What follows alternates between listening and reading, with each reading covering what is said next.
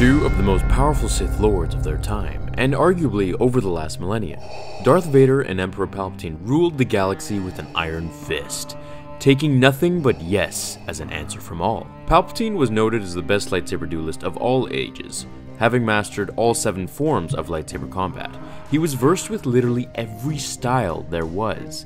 Just to let you know a bit more about his personality, he thought lightsabers were a joke. He mainly used them as a tool, and when he didn't need them, he hung them from his robes or in his sleeve to mock the Jedi. Equipped with the arsenal of never falling to be bested by an opponent who used a form that he didn't, as he would just switch to a more superior form of that form and use it in conjunction with his unrivaled force abilities to inevitably annihilate his prey. When he didn't use his lightsaber, however, this was when he was the most dangerous. He would use his gifted force abilities, namely telekinesis, force illusion, and of course, force lightning. However, in the comics, he did have one more power that many aren't aware of, and that is that he could bend space and time and create a wormhole to throw people or even starships into. A video on this power can be made at a later time. It's also debated that Palpatine faked his loss to Windu, although personally I believe Windu's ability to use Vapod in his fighting variant of Form 7 allowed him to have an advantage over Sidious. That's also explained in another video of my How Did They Lose series. Sidious was also the only Force user in the galaxy to give Yoda a run for his money. While the duel ended in a stalemate due to their surroundings, Yoda did admit to failing, forcing him to retreat. Darth Vader. Formerly known as Anakin Skywalker, the Chosen One, the gifted Jedi who possessed the most midichlorians ever recorded, even more than Master Yoda. Now, if we were to compare Anakin without losing his limbs, then it's a no-brainer here. Anakin was the strongest and most gifted Force user, period. However, he did lose a big chunk of his ties to the Force along with his severed limbs. It is documented by Lucas that Vader's power level was diminished by nearly 40% after their duel on Mustafar. I've stated this in my other videos as well, but something I really enjoy about Star Wars is that their strength isn't relative to one's physical stature or size, rather merely limited by their ability to further their consciousness. With the loss of Vader's limbs, he was forced to start from square one. His knowledge of the Force was vast and wide. However, his body was limited. This would force him to meditate harder on his abilities and powers in order to overcome his handicap, thus increasing his overall knowledge of the Force. Now let's move on to his suit. In Legends, the suit is designed by the Emperor to be uncomfortable and painful, causing Vader to be in a constant state of irritation and rage. This gives him more raw power through the rage created for him.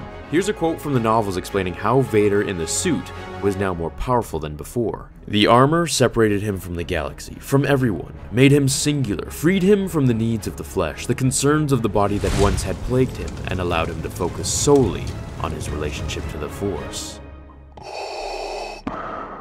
So as we can see, not only did the suit kind of act like a shield, but it also helped him tie his strengths to the Force much stronger. We also must note that Vader did lose everything. This caused eternal suffering, which as we know fuels the dark side stronger. I'm also going to add one last piece from a Legends comic, written by Dark Horse before Disney took over. It was a duel between him and Darth Maul where he pierces himself through the abdomen to kill Darth Maul behind him. When asked by the dying Maul what he hated enough to be able to destroy him and summon more dark side powers, Vader replies, "Myself." This shows Vader's character and psyche as completely self-loathing, which means he literally will stop at nothing as pain itself fuels him for what he did to Padme. So, if we put Vader against Palpatine, sometime at his peak just before A New Hope, before he receives his new suit that makes him slower, and he fought Palpatine in a do-or-die situation, assuming Palpatine reveals to him how he killed Padme, or something that would trigger Vader enough, then I would say Vader would destroy him, if angered to those limits. Vader possesses a somewhat Hulk-type complex, where the more pain he receives, the angrier and therefore the more powerful he became. He would eventually reach a point of hatred and pain so deep that his lost limbs would not even be a hindrance to the Force connection, allowing him to completely kill Palpatine by crushing him with the Force or using Force fire, which Anakin actually did use on a mission with Obi-Wan when he was just a little Padawan.